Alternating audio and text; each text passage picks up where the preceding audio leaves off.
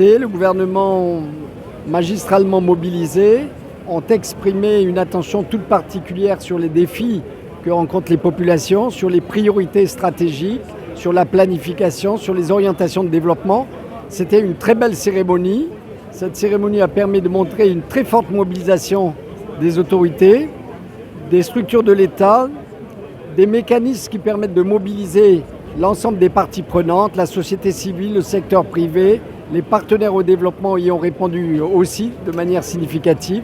Donc une belle célébration, suivie aussi de remises d'équipements très importants, issus des financements de la Banque mondiale, du Fonds des Nations Unies et d'autres acteurs, pour doter les populations d'outils, de mécanismes, d'éléments d'équipement pour les structures sanitaires, pour la gestion aussi de la santé de la reproduction. Donc vraiment un très beau moment.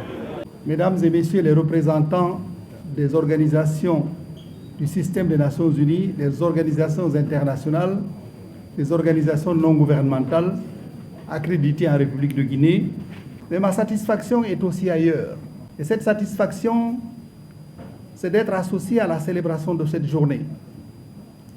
L'avantage d'être quelqu'un, une personne d'un certain âge, c'est que comme on dit chez moi, le vieux et Dieu ne sont pas du même âge, mais ils ont vécu longtemps ensemble. Pourquoi cette journée est importante? C'est simplement pour dire à nos sœurs, à nos mamans, à nos épouses et à nos filles, naître en Guinée est quelque chose de bien quand vous êtes une fille et une femme, parce que vous avez une tradition de combat. Il ne faut pas attendre que les Guinéens, les hommes, vous donnent quelque chose. Il faut aller leur arracher ça. Le Conseil guinéen des femmes, de la mise en place d'un groupe thématique, genre, et d'une base de données des violences basées sur le genre, de la mise en place à titre expérimental d'un guichet unique de prise en charge des victimes de VBG à Dubrika, de la mise en œuvre du projet d'autonomisation des femmes et du dividende démographique, le projet SWED,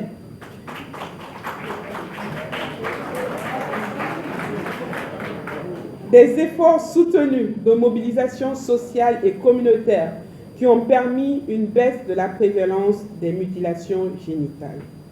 Je voudrais singulièrement remercier l'UNFPA pour son appui au programme de développement de la Guinée. Mesdames et messieurs, c'est sur ces mots que je déclare officiellement le lancement de la Journée mondiale de la population et du rapport sur l'état de la population mondiale en 2023. Vive la Journée mondiale de la population, vive une population guinéenne unie et prospère, vive la coopération internationale. Je vous remercie.